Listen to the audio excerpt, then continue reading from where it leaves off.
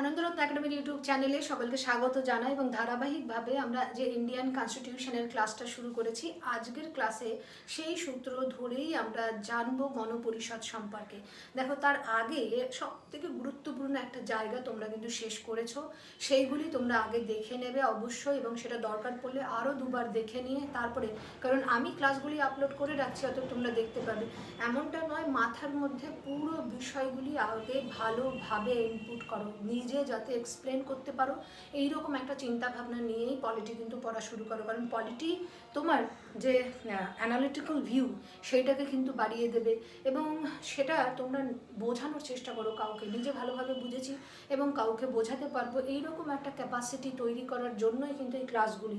এবং এটা না করতে পারলে যারা অপশনাল পেপার হিসেবে পলিটিক্যাল সায়েন্স ভাবছো তাদের পক্ষে কিন্তু উত্তর করা পেপার ওয়ানে বেশ একটু টাফ হয়ে যাবে। কারণ পেপার ওয়ানের পুরো প্রশ্নটাই আমরা ডিপেন্ড করে হচ্ছে আমি ইন্ডিয়ান কনস্টিটিউশন কতটা ভালোভাবে পড়েছি, কতটা ভালোভাবে তাকে অ্যানালিসিস করতে পারি, যে কোনো সময় তার আগে পিছে যাবতীয় অ্যাঙ্গেলগুলি আমি তুলে ধরতে পারবো, রিলেট করাতে পারবো বিভিন্ন আলাদা আলাদা সমস্ত কিছুর সঙ্গে। তার উপর ডিপেন্ড করে কিন্তু তোমার পেপার ওয়ানের পরীক্ষা ভালো হবে। কারণ দিন দিন পেপার ওয়ানের এই পলিটিক্যাল সায়েন্স অপশনাল পেপারে যা কোশ্চেন আসছে সেখানে কিন্তু সত্যি কথা বলতে চেষ্টাই করা হচ্ছে যে তুমি কতটা ভালোভাবে জানো। আসলে ডব্লিউবিসিএস পরীক্ষার ক্যান্ডিডেটদের কাছ থেকে যেটা চাওয়া হয় সেইটা রিফ্লেক্ট হচ্ছে কোথাও না কোথাও ইন্ডিয়ান কনস্টিটিউশনের যে পেপারটা রয়েছে, পেপার ওয়ানে তোমাদের অপশনাল পেপার, সেখানে। তো যাই হোক, সেই পর্বটা আলাদা, কিন্তু আসল যে কথাটা এখানে বলছি যে ইন্ডিয়ান কনস্টিটিউশন খালি মুখস্থ করার মতন করে পড়বে না, তার গভীরে ঢোকার একটু চেষ্টা করো, সহজ মনে হবে এবং ওইখানে পেপার ওয়ান অটোমেটিক্যালি রেডি হয়ে যাবে। বুমেরাং কোশ্চেন যদি দিয়ে দেয় সেক্ষেত্রে তুমি কিন্তু অলরেডি কোন কোন কথাগুলি এর সঙ্গে জুড়ে লিখতে হয় তার একটা লিঙ্ক পেয়ে যাবে, আর মুখস্থ করে গেলে পরে আলটিমেটলি কিছু আসবে না। তো চলে আসি আজকের আমাদের ক্লাসে গণপরিষদ। আর এই যে গণপরিষদ আমরা বলছি, তাহলে স্বাভাবিক কথা জনগণের পরিষদ, তাই তো, গণের পরিষদ, গণপরিষদ। প্রত্যেকটা দেশের সংবিধান সেই দেশের নাগরিকদের দ্বারা তৈরি হবে, এটাই কাম্য। কিন্তু এই যে ভারতের মতন সুবিশাল দেশ বা এরকম যে সমস্ত সুবিশাল আয়তন এবং জনসংখ্যা সম্বলিত দেশ, তাদের পক্ষে কিন্তু সকল নাগরিক এক জায়গায় মিলিত হয়ে সংবিধান রচনা করবে সরাসরি প্রত্যক্ষভাবে, এইটা কিন্তু একেবারে অকল্পনীয়, চিন্তা করা যায় না। এবং এই কারণেই আমরা প্রতিনিধি নির্বাচন করি, যে প্রতিনিধিত্বমূলক সরকার আমাদের চলছে। তো এই যে ভারতের সংবিধান রচনার উদ্দেশ্যে জনপ্রতিনিধিদের দ্বারা গঠিত যে পরিষদ বা সভা, তাকেই আমরা বলি হচ্ছে গণপরিষদ। আর এই গণপরিষদই ভারতবর্ষের সংবিধান রচনা করেছে। তাদের লেখাগুলো এখানে পাবে, আমি গোটাটা বলে দিই, তারপরে আমি একটু সরে যাব, অনেকে লিখতে চাও স্ক্রিনশট নিয়ে নেবে।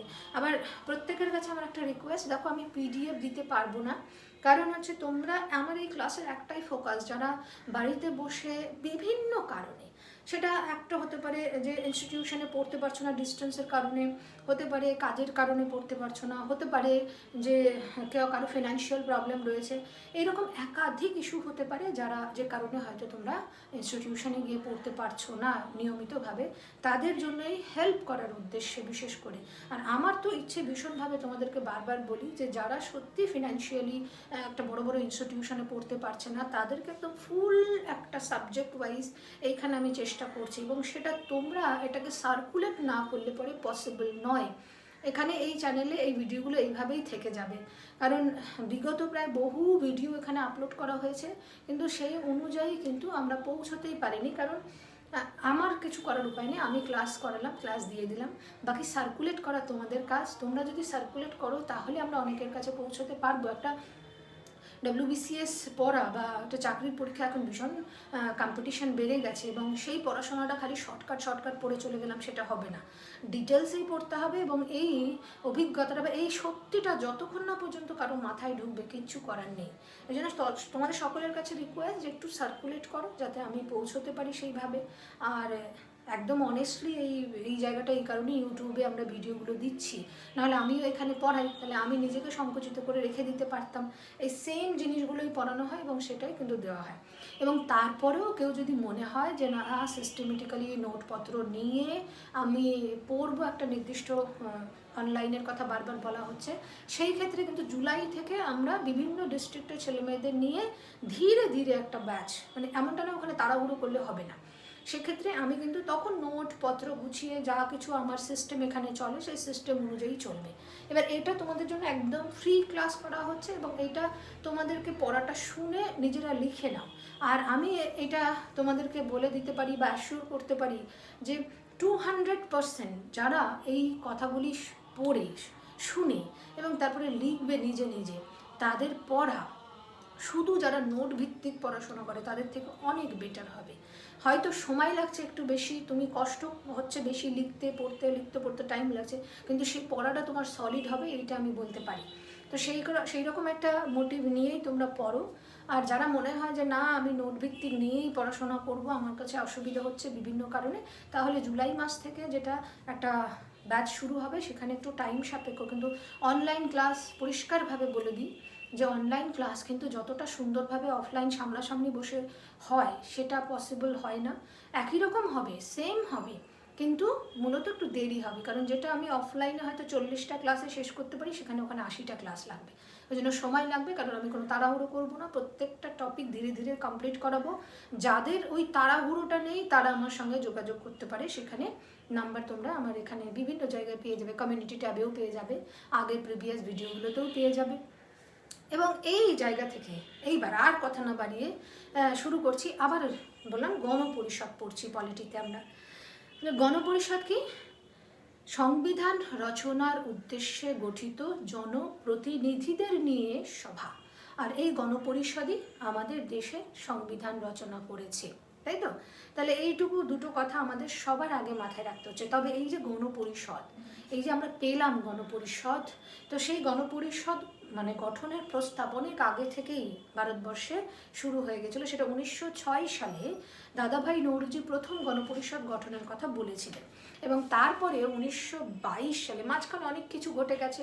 1906-এর পরে বঙ্গভঙ্গ বিরোধী এবং স্বদেশী আন্দোলন হয়েছে, তারপরে আমরা পেয়েছি প্রথম বিশ্বযুদ্ধ শুরু হয়েছে, তারপরে আমরা পেয়েছি হোমরুল আন্দোলন ইত্যাদি যাবতীয় ঘটনা ঘটে যাওয়ার পরে যখন গান্ধী পুনরায় ভারতবর্ষের জাতীয় আন্দোলনের দায়ভার বা নেতৃত্ব নিলেন সম্পূর্ণভাবে, তারপরে গান্ধীজি 1922 সালে তার ইয়াং ইন্ডিয়া পত্রিকায় ইন্ডিপেন্ডেন্স নামক শীর্ষকে তিনি লিখতেন, সেখানে তিনি গণপরিষদের প্রয়োজনীয়তার কথা বলেন। তারপরে 1923 সালে সর্বপ্রথম সংবিধান রচনার কথা যিনি বলেছিলেন তিনি মানবেন্দ্রনাথ রায়, তিনিও গণপরিষদ গঠনের কথা বলেন। এরপরে অ্যানি বেসান্ট 1925 সালে ইংল্যান্ডে যে হাউস অফ কমন্স, এই হাউস অফ কমন্সে কমনওয়েলথ বিল অফ ইন্ডিয়া এটা উত্থাপন করার সময়ও কিন্তু গণপরিষদ গঠনের কথা এখানে রেখেছিলেন।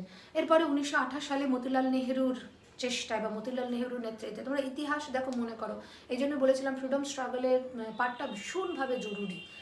এই মতিলাল নেহেরুর নেতৃত্বে সংবিধান রচনা হয়েছিল, একটা খসড়া তৈরি হয়েছিল অস্ট্রেলিয়া, কানাডা এবং নিউজিল্যান্ডের সংবিধানকে অনুকরণ করে। এবং তার যে খসড়াটা যখন সর্বদলীয় সম্মেলনে পড়ে শোনানো হয় সেখানে মূল কথা বলা ছিল যে কলোনিয়াল স্ট্যাটাস, আর সেইটাকে সর্বদলীয় সম্মেলনে অ্যাকসেপ্ট হয়নি। যে নেহেরু এবং নেতাজি সুভাষচন্দ্র বসু বলেছিলেন আর কলোনিয়াল স্ট্যাটাস নয়, এবার আমরা পূর্ণ স্বরাজ চাই। গান্ধীজি সেখানে একটা মধ্যস্থতা করেন, বলেছিলেন ঠিক আছে আগে আমরা এই দাবিগুলোই রাখি, না শুনলে পরে তারপরে আমরা বাকি এই নেতাজি সুভাষের যে ওই বর্গের লোকেদের যেটা দাবি পূর্ণ স্বরাজের দাবি নিয়ে আইন অমান্য আন্দোলন শুরু করব। তো এটা নিয়ে একটা রফা দফা সেখানে হয়েছিল। তো 1928 সালে এখানে একটা ইঙ্গিত পেলাম যে ভারতবর্ষের সংবিধান রচনা হয়েছে। মনে রাখতে হবে সেই সংবিধানটা রচনা হয়েছিল অস্ট্রেলিয়া, কানাডা এবং নিউজিল্যান্ডের সংবিধানকে অনুকরণ করে। তারপরের ঘটনা যদি বলি, তারপরের ঘটনা কি? এই যে আইন অমান্য আন্দোলন শুরু হয়েছে, তারপরে গোলটেবিল বৈঠক হয়েছে, তারপর 1935 সালে ভারত শাসন আইন বেরিয়ে এসেছে। এইগুলি শেষে দেখা গেল 1935 সালের ভারত শাসন আইনেও ভারতবর্ষের যে দাবি সংবিধান রচনা করা, প্রতিনিধিত্বমূলক সরকার গঠন ইত্যাদি বিষয়, আলটিমেটলি বা ভারতবর্ষের স্বাধীনতা বা পূর্ণ স্বরাজ, এই কথাগুলির কোনো কিন্তু উল্লেখ নেই। তো ইত্যাদির কারণে আবার এইটাও কিন্তু ভারতীয় নেতৃবর্গের দ্বারা আলটিমেটলি স্বীকার্য হয়নি। এরপরে 1938 সালে জওহরলাল নেহেরু কিন্তু সরাসরি ঘোষণা করে দিয়েছিলেন যে ভারতীয়দের সংবিধান ভারতীয়রা নিজেরাই তৈরি করবে, কারো কোনো সহযোগিতা লাগবে না, কারো কোনো সহযোগিতা আমরা নেব না। ঠিক এরপরেই দেখা গেলো আবার একটা পলিটিক্যাল ক্রাইসিস শুরু হয় ভারত ভূখণ্ড তথা আমরা সবাই জানি যে দ্বিতীয় বিশ্বযুদ্ধ শুরু হয়েছিল 1939-এ, এবং সেই দ্বিতীয় বিশ্বযুদ্ধে ভারতকে যুদ্ধরত দেশ ঘোষণা করে দেয় ব্রিটিশ সরকার। কংগ্রেস তাদেরকে জানিয়েছিল যে যদি সাম্রাজ্যবাদ আসল উদ্দেশ্য হয় তাহলে এই যুদ্ধের সঙ্গে ভারতীয়দের কোনো সম্পর্ক নেই, যদি গণতন্ত্র স্থাপন করার উদ্দেশ্য হয় তাহলে সহযোগিতা করবে, কিন্তু তার শর্ত আছে কতগুলি, যে যুদ্ধের গতি প্রকৃতি বলতে হবে, যুদ্ধের শেষে আমাদেরকে ডোমিনিয়ন স্ট্যাটাস দিতে হবে, ইত্যাদি ইত্যাদি বলা হয়েছিল। তো এই যে সিচুয়েশন, পলিটিক্যাল একটা ক্রাইসিস, যেই ক্রাইসিসের মধ্যে একাধিক ঘটনা ঘটেছে, ইতিহাস গোটাটা এখন বলতে গেলে অনেক লম্বা হয়ে যাবে, ওই জন্য আগের ক্লাসগুলি ইতিহাসের প্রায় 28টা ক্লাস দেওয়া রয়েছে, একদম ফুল ডিটেলস। তোমাদের অনেকেই হয়তো 2.5 ঘন্টা 3 ঘন্টা 2 ঘন্টা 10 মিনিট এত লম্বা লম্বা সময় দেখে দেখতে চাও না, ওটাকে একটু স্পিড করে দিয়ে পুরোটা দেখো, না হলে WBCS উতরানো সম্ভব নয়। সোজা সাপটা কথা বলছি, সম্ভবই নয়। তোমরা যেভাবে হয়তো ভাবছো শর্টকাট পড়লে হয়ে যাবে, বরং তোমাদেরকে আরও গভীরে পড়াশোনা করতে হবে। কীভাবে পড়বে সেইটা ঠিক করো, যে কোনভাবে পড়লে আমার তাড়াতাড়ি মনে থাকবে, ভালো মনে থাকবে, এইটা এখন থেকে ঠিক করতে হবে। তো এই জায়গাটাতে এই যে আমরা এই যে দ্বিতীয় বিশ্বযুদ্ধের সময় যে ক্রাইসিস, সেই ক্রাইসিসে আমরা অগাস্ট অফার পেয়েছি, তারপরে মানে আলটিমেটলি লিনলিথগোর অগাস্ট অফার, তারপরে আমরা ক্রিপস প্রস্তাব, কুপল্যান্ড প্রস্তাব ইত্যাদির মাধ্যমে ভারতীয়রা যা দাবি দেওয়া করেছিলেন সেটা কিন্তু কিছুই আলটিমেটলি দেওয়া হয়নি, সেগুলো সবই ফেইল হয়। কিন্তু 1945 সালে দ্বিতীয় বিশ্বযুদ্ধ শুরু হলে ইউরোপের সামাজিক, অর্থনৈতিক, রাজনৈতিক যে একটা ব্রেকডাউন, সেই ব্রেকডাউন, এবং অন্যদিকে ব্রিটেনে শ্রমিক সরকার ক্ষমতায় এলে আমেরিকা প্রেশার ক্রিয়েট করে ভারতের দাবি দেওয়া মেনে নেওয়ার ইত্যাদি বিভিন্ন একাধিক কারণের ফলে শেষ পর্যন্ত শ্রমিক সরকারও কিন্তু ভারতকে স্বাধীনতা দিতে আগ্রহী হয়, এবং এই কারণে ক্যাবিনেট মিশনকে ভারতবর্ষে পাঠানো হয় সংবিধান রচনায় ভারতকে সহায়তা করার জন্য। আর এই সংবিধান রচনার উদ্দেশ্যে একটা আমাদের জনপ্রতিনিধিদের নিয়ে গণপরিষদ গঠনের কথা বলা হলো। আর গণপরিষদ মূলত 1935 সালের ভারত শাসন আইন অনুসারে সংবিধান রচনা করবে, বা সেইটাকে অনুসরণ করে সংবিধান রচনা করবে, এই ইনস্ট্রাকশন দিয়ে দেওয়া হলো। বাকি তোমরা ইতিহাস পড়েছো, জানো একদিকে এই কাজ চলছে, অন্যদিকে ব্রিটিশ পার্লামেন্টের পক্ষ থেকে ভারতকে ক্ষমতা হস্তান্তরের যে পদ্ধতি সেটাও কিন্তু আলটিমেটলি শুরু হয়ে গেছে। বলা হয়েছিল প্রথম পর্বে যে আমরা এককভাবে কোনো ব্যক্তিগত কোনো নির্দিষ্ট দলকে দেব না, আমরা যৌথভাবে দিয়ে দেবো। তারপরে দেখা গেল কোনো রকমভাবে মুসলিম লীগ, কংগ্রেস ইত্যাদির মধ্যে যে বিভিন্ন টার্মোয়েলগুলি চলেছে, ওখানে সমস্যাগুলি চলেছে, তার ফলে একটা সময় জোর করে ব্রিটিশ সরকার ঘোষণা করে দেয় আমরা যাকে খুশি তাকে দিয়ে চলে যাব, তোমরা নিজেদের মধ্যে সমাধান করো, নাহলে যে সংস্থাকে মনে হবে তাকে দিয়ে আমরা চলে যাব। তো এইটা বিষয় ওখানে ছিল, খুব সংক্ষেপে বলছি, নাহলে এই গণপরিষদ কিন্তু উপন্যাস হয়ে যাবে এখন। তো যাই হোক, এতটা পর্যন্ত আমরা পেলাম হচ্ছে হিস্টোরিক্যাল যে টোটাল ডাটা পর গণপরিষদের কার্যাবলী।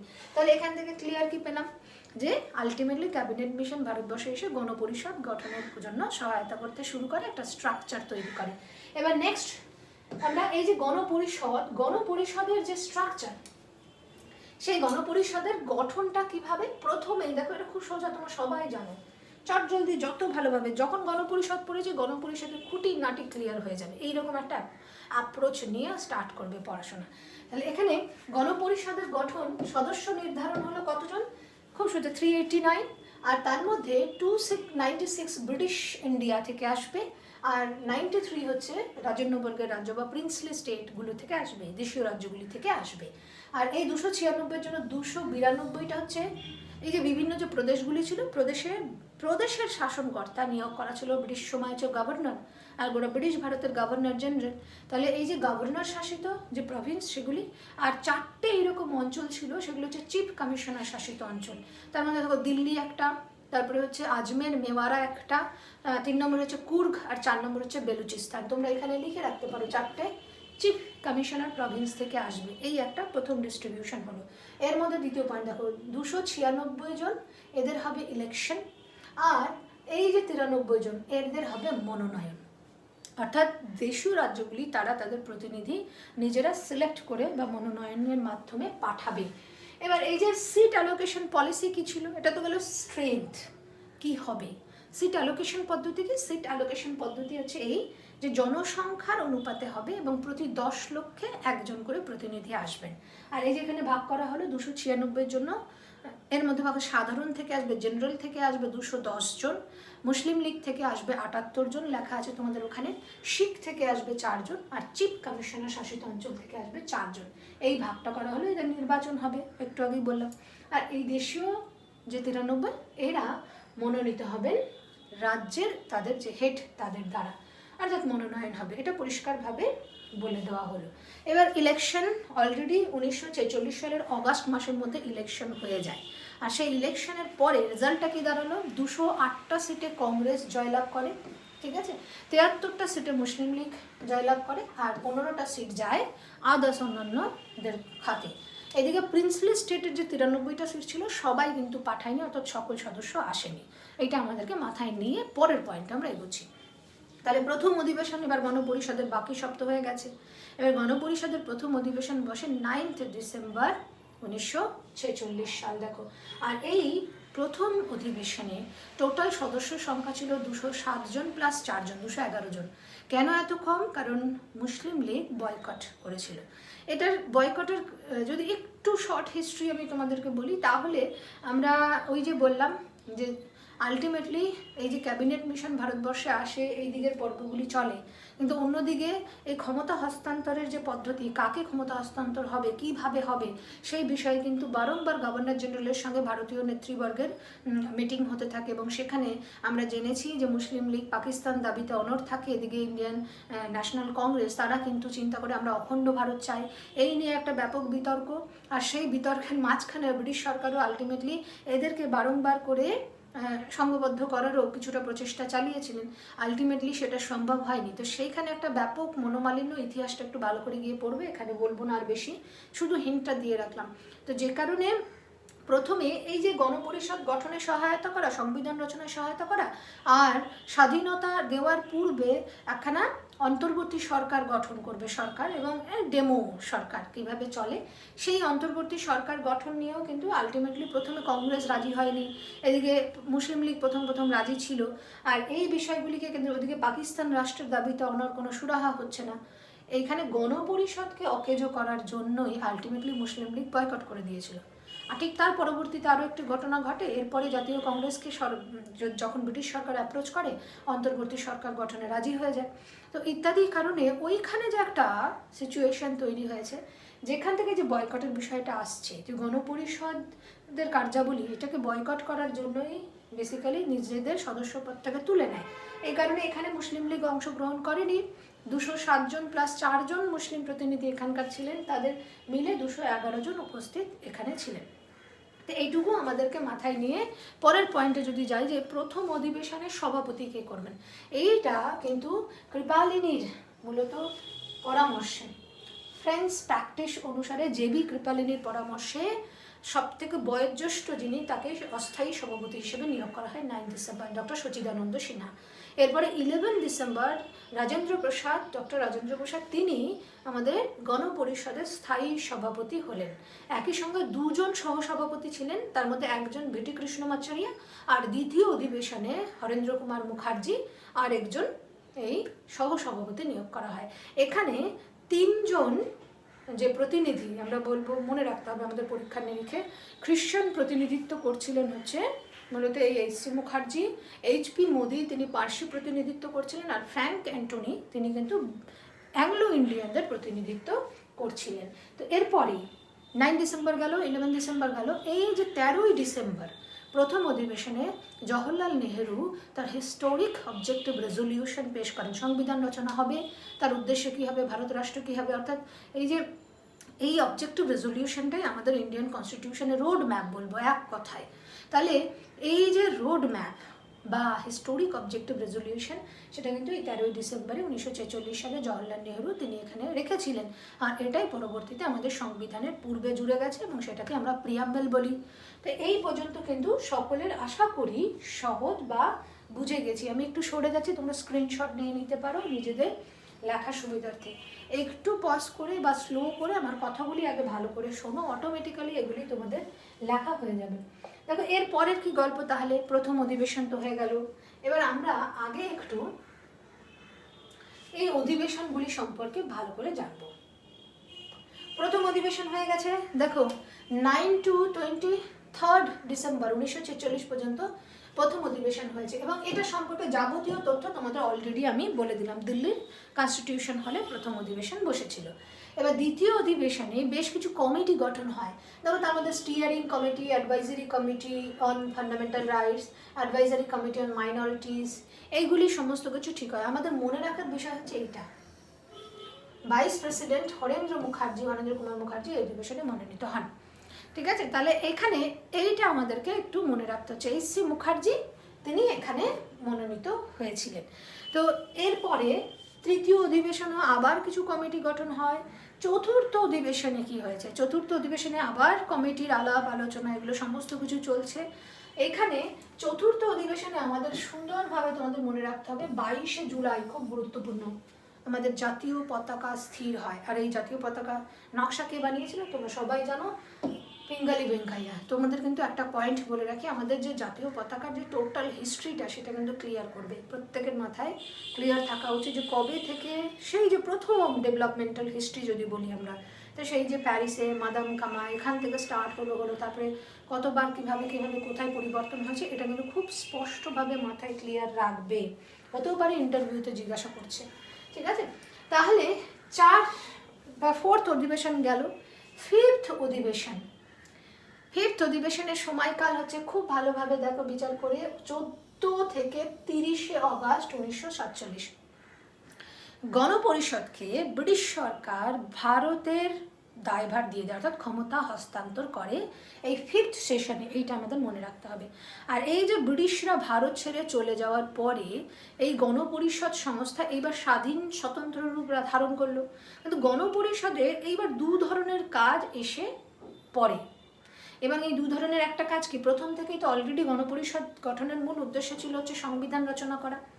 এখানে দ্বিতীয় যে কাজটা চলে, যতদিন না সংবিধান রচনা হচ্ছে, সংবিধান রচনা হবে এবং সেই অনুযায়ী দেশের যে শাসনতান্ত্রিক কার্যাবলী বা দেশ চলবে, কিন্তু তার আগে এই যে মাঝখানে যে সময়টা, এই সময়ে দেশ পরিচালনার জন্য যে সাধারণ আইন পাশ করা দরকার, সেই আইন পাশ করার জন্য আইনসভা তো নেই, সেই আইনসভার দায়িত্বটাও পালন করতে শুরু করে গণপরিষদ। গণপরিষদ এইবার নিজের খুশি মতন যেভাবে খুশি সংবিধান রচনা করতে পারে, এই একটা যে অবস্থা, সেই অবস্থায় গণপরিষদ চলে আসে। অর্থাৎ এইবার আমরা এখান থেকে এই জন্য বললাম যে 5th সেশনের কথা ধরে আমরা এইখানে আসব যে কি কি পরিবর্তন এসেছে। তার মধ্যে কিছু বলে দিলাম যে কনস্টিটিউয়েন্ট অ্যাসেম্বলি একটা সভারেন বডিতে হয়ে গেছে এবং তারা নিজেদের খুশি মতন সংবিধান রচনা করতে পারে। তাদের কাজ দুভাগ হয়ে গেল, একটা আইন রচনা, অর্ডিনারি যে ল রচনা করার দরকার এখন ভারত চালানোর জন্য, যতদিন না সংবিধান তৈরি হচ্ছে তাহলে সেইটার কাজ করতে হচ্ছে, অথবা আইনসভা হিসেবে অবতীর্ণ হলো আইনসভার ভূমিকায়। তবে দুটো কাজ, সংবিধান রচনার কাজ আর অর্ডিনারি ল মেকিং কাজ, এই দুটো কাজের জন্য এই গণপরিষদ আলাদা আলাদা দিনেই বসতেন আলোচনায়। এবং এই যে যেদিন সংবিধান রচনার কাজে বসা হতো সেই দিন এই গণপরিষদের সভাপতি তো করতেন রাজেন্দ্র প্রসাদ, আর যেদিন আইনসভার কাজ চলছে তখন এই যে আইনসভার সাধারণত সভাপতি কে হন, স্পিকার হন, তাহলে সেই ভূমিকায় অবতীর্ণ হয়েছিলেন জি.ভি. মাভলঙ্কর। এখানে প্রথম ওই জন্য স্পিকার বলি আমরা জি.ভি. মাভলঙ্কর, স্বাধীন ভারতের পরে যে প্রথম স্পিকার তিনিও কিন্তু জি.ভি. মাভলঙ্করকেই নেওয়া হয়। আর এইভাবেই কনস্টিটিউয়েন্ট অ্যাসেম্বলি হচ্ছে স্বাধীন ভারতের প্রভিশনাল পার্লামেন্ট হিসেবে কাজ করেছে। অনেকের গুলিয়ে যায়, এর আগে মিনি পার্লামেন্টের একটা কনসেপ্ট বলেছিলাম। ভারতবর্ষে 1853 সালে লর্ড ডালহৌসি যে শেষ চার্টার অ্যাক্টটা তৈরি করেছিলেন, সেখানে প্রথম দেখা গেল গভর্নর জেনারেলের কাজকে 2 ভাগে ভাগ করা হলো, আইনসভা আর হচ্ছে শাসন বিভাগ। তো তাহলে আইন বিভাগীয় কার্যের জন্য 6 সদস্যের একটা লেজিসলেটিভ কাউন্সিল গঠন করা হয়েছিল, সেটা ছিল মিনি পার্লামেন্ট। কতদিন পর্যন্ত? যতদিন না পর্যন্ত গণপরিষদ গঠন হয়েছে। আর গণপরিষদ হচ্ছে স্বাধীন ভারতের প্রভিশনাল পার্লামেন্ট। সংবিধান রচনা হবে, সেই অনুযায়ী নির্বাচন হবে, দেশের সরকার গঠন হবে, অটোমেটিক্যালি আমরা পার্লামেন্ট পেয়ে যাচ্ছি। তার আগে প্রভিশনাল পার্লামেন্ট 1952 সাল পর্যন্ত এই কাজ করেছে, আইন প্রণয়নের কাজ। আর সদস্য সংখ্যা একটা কি পরিবর্তন এসেছে দেখো, 299 জন। এবার দেশ বিভাগের পরে আলটিমেটলি এবার 389-এর ক্যাপাসিটি থেকে কমে এলো 299 জন। তার মধ্যে 229 হচ্ছে ব্রিটিশ প্রভিন্স থেকে, আর 70 হচ্ছে পূর্বের সেই প্রিন্সলি স্টেটগুলো থেকে। তো এই গেল সদস্য একটা পরিবর্তন। এবার এই যে দুটো আলাদা আলাদা দিনে সভা বসছে, সেখানে 29শে অগাস্ট ভীষণভাবে গুরুত্বপূর্ণ একটা ডেট। 29শে অগাস্ট সেই ডেটে যে 14 থেকে 30শে অগাস্ট বসেছে 1947-এর টোটাল 5th সেশন, তার 29শে অগাস্ট আইনসভার অধিবেশনে ড্রাফট কমিটি গঠন হলো। সেই ড্রাফট কমিটি সংবিধান রচনার যে খসড়াটা তৈরি করবে তার উদ্দেশ্যে। আর এই ড্রাফট কমিটির সভাপতি ডক্টর বি.আর. আম্বেদকর, এবং তার সঙ্গে যে 6 জন মেম্বার, সেই 6 জন মেম্বারের নামও কিন্তু তোমাদের মনে রাখতে হবে।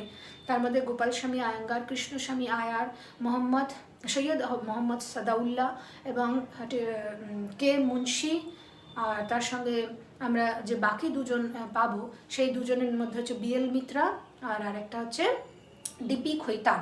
তো এই 6 জন মেম্বার, তার মধ্যে মনে রাখতে হবে তোমাদের বি.এল. মিত্র অসুস্থ হলে তার জায়গায় এন মাধবন এসেছিলেন, আর ডিপি খৈতান মারা গেলে পরে তার জায়গায় পরবর্তীতে এসেছিলেন হচ্ছে টি.টি. কৃষ্ণমাচারী। তাহলে এই কথাগুলি আমাদেরকে মাথায় রাখতে হবে। এইবার আমরা চলে যাই পরবর্তী সেশনগুলিতে। যে ড্রাফট কমিটি তার কাজকর্ম শুরু করলো, এরপরে 6th সেশন, 7th সেশন, 8, 9, 10 এগুলি তোমাদের সিম্পলি শুধু এখানে বোঝানোর জন্য দেওয়া হয়েছে। এবং বারংবার বিভিন্ন কমিটিতে যে সমস্ত দায়িত্বগুলি দেওয়া হয়েছে সেগুলো নিয়ে খসড়া যে তৈরি হচ্ছে সেগুলি বিষয় নিয়ে আলাপ আলোচনা ইত্যাদির উদ্দেশ্যে।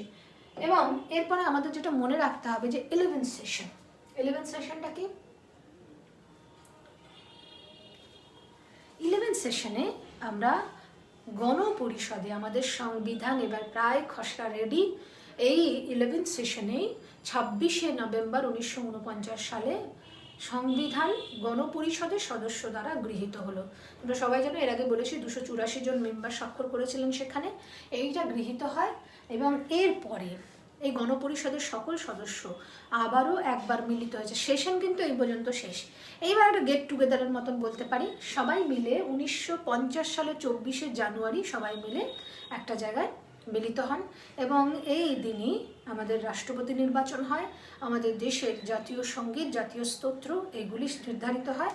আর ইতিমধ্যে অলরেডি 1949 সালে যে কমনওয়েলথ, সেই কমনওয়েলথের সদস্য পদের প্রস্তাব গৃহীত হয়ে গেছে। এই ঘটনাগুলি ঘটেছে এর মধ্যে থেকে। এবং এরপরে 1950 সালের 26শে জানুয়ারি ভারতবর্ষের জন্য ভারতবর্ষের সংবিধান কার্যকর হয় এবং সেই দিনটি প্রজাতন্ত্র দিবস হিসাবে ঘোষণা করা হয়। তো এই গেল টোটাল গল্প।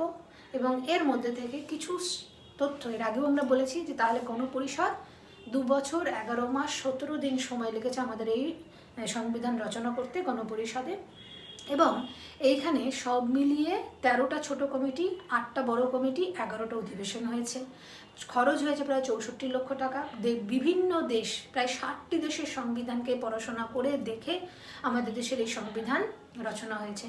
আর প্রথমে আমরা পেয়েছি 395টি ধারা, 8টি শিডিউল এবং 22টা খণ্ডে ভাগ আমাদের সংবিধানের পুরো। আর এখন সেটা সংখ্যায় প্রায় 450 ছাড়িয়ে গেছে। 25টা অধ্যায় রয়েছে বা পাঠ রয়েছে, আর 12টা শিডিউল তৈরি হয়েছে। এই টোটালটা জানলাম। এর সঙ্গে আমরা আরও কিছু তথ্য অ্যাড করব। সেটা কি, এই যে গণপরিষদ তার সিম্বল ছিল হচ্ছে হাতি বা এলিফ্যান্ট। আর আমাদের এই গণপরিষদের সাংবিধানিক পরামর্শদাতা হিসেবে ছিলেন হচ্ছে বি.এন. রাও, এবং তার সঙ্গে আমরা পাবো হচ্ছে সেক্রেটারি হিসেবে ছিলেন হচ্ছে এইচ.বি. আয়াঙ্গার, ড্রাফটসম্যান হিসেবে ছিলেন হচ্ছে এস.এন. মুখার্জি, আর 2 জন ক্যালিগ্রাফার ছিলেন, তারা আমরা সবাই জানি। ইংলিশের জন্য প্রেম বিহারী নারায়ণ রায়জাদা, আর হিন্দিটা লিখেছিলেন বা ট্রান্সলেট করে আবার লিখেছিলেন তিনি হলেন বসন্ত কৃষ্ণ বৈদ্য। তো এই তথ্যগুলো নিলাম। আর একটু কঠিন লাগে যে এই যে মেজর কমিটির সভাপতিগুলো কে ছিলেন, একটু কঠিন প্রশ্ন দিয়ে দেয় প্রায়। আর দেখো ডব্লিউবিসিএস এর মেন্সকে ফোকাস করে যদি আমরা পড়ি তখন এক একটা সেক্টর ধরে ধরে এক গাদা গাদা প্রশ্ন দেওয়া থাকে। যেমন এই বছরের হিস্ট্রি কোশ্চেন তোমরা যদি দেখো তাহলে কিন্তু এই যে আমাদের হিস্টোরিক্যাল ডেভেলপমেন্ট অফ ইন্ডিয়ান কনস্টিটিউশনের যে পার্টটা সেখান থেকে প্রায় 30টা কোশ্চেন এসেছে। অতএব কখনো যদি এই প্রশ্নটা দিয়ে এখান থেকে হয়তো 10টা কোশ্চেন দিয়ে দিল তখন কিন্তু আমরা ফল করে যাব। ওই জন্য একটু চেষ্টা করে করে যে অংশগুলি মনে থাকে না সেগুলি যদি আলাদাভাবে একটু লিখে তোমরা পড়ো, চার্ট করে নাও তোমাদের, তাহলে সুবিধা হবে। এখানে এই মেজর কমিটির এই পোর্শনটা একটা এমন একটা জায়গা সেখান থেকে একটা দুটো কোশ্চেন দেয়। তো এখানে union power committee, union constitution committee, states committee, এই যে কমিটি সেই কমিটিগুলি হেডেড বাই জওয়াহরলাল নেহেরু। তারপরে provincial constitution committee Sardar Vallabhbhai Patel, steer committee, rules committee, তারপরে এই যে দুটোর হচ্ছে রাজেন্দ্র প্রসাদ। ড্রাফট কমিটি আমরা সবাই জানি বি.আর. আম্বেদকর। আর এইটা advisory committee of fundamental rights, minorities, tribals, এটা হচ্ছে সর্দার বল্লভভাই প্যাটেল। এর আন্ডারে দুটো আবার সাব কমিটি ছিল, একটা হচ্ছে ফান্ডামেন্টাল রাইটস সাব কমিটি আর একটা হচ্ছে মাইনরিটিস সাব কমিটি।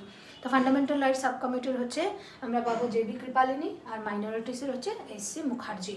তো এই যে পার্টটা সেটা আমাদেরকে মনে রাখতে হচ্ছে। আর এখানে একই রকমভাবে মাইনর যে কমিটিগুলি রয়েছে সেই মাইনর কমিটির মধ্যে ফিনান্স স্টাফ কমিটির হচ্ছে রাজেন্দ্র প্রসাদ, ক্রেডেন্সিয়াল কমিটি হচ্ছে কৃষ্ণস্বামী আয়ার, হাউস কমিটি হচ্ছে Pattabhi Sitaramayya, ad hoc committee on national flag Rajendra Prasad, linguistic province commission হচ্ছে, এটা আমরা ধর কমিশন ভূগোলেও পড়িয়েছি আমি তোমাদের, committee on the function of constituent assembly Mavalankar, তারপরে হচ্ছে প্রেস গ্যালারি কমিটি আছে সেটা হচ্ছে উষানাথ সেন, আর ad hoc committee on citizenship Varadachari. তো এইগুলি তোমাদেরকে একটু কষ্ট করে হলেও মনে রাখার চেষ্টা করতে হবে, কারণ কঠিন প্রশ্ন দিলে তখন কিন্তু আমরা দেখা গেলো এখান থেকেই পারলাম না, তখন অনেকটা নেগেটিভে চলে যাব। তো বাকি সব অংশ এখন জেনে নিলে এই জায়গাটা মনে রাখার কষ্ট, তো আগে বাকি সব অংশ পড়ছো, তারপরে কিছু কিছু জায়গা ফোকাস করে আলাদাভাবে নোট ডাউন করে চোখের সামনে রাখবে একটু, যেগুলো আমাকে আলাদাভাবে মনে রাখতে হবে।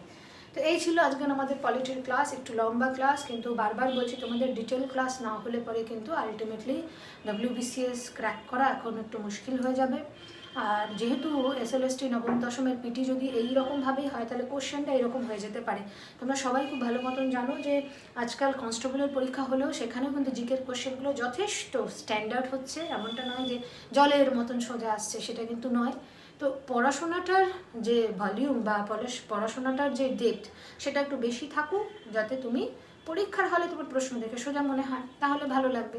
আর প্রথমে যদি সহজভাবে প্রস্তুতি নিতে শুরু করি তাহলে কিন্তু কঠিন প্রশ্ন দিলে পরে মুখ থুবড়ে পড়ে যাব, সেটা কখনোই চাইবে না। অতএব প্রস্তুতিটা জমিয়ে হোক এবং ভালোভাবে হোক, আমি বেশি করে পড়ে রাখবো, আমি যাতে যেমন কোশ্চেন দিক না কেন আমি একটা স্ট্যান্ডার্ড মার্কস তুলতে পারি। তো এই ছিল আজকের আমাদের আলোচনার মূল বিষয়বস্তু। দেখা হচ্ছে পরবর্তী ক্লাসে। সবাই সুস্থ থেকো, ভালো থেকো এবং একই সঙ্গে বারবার বলবো মন দিয়ে পড়াশোনাটা করো।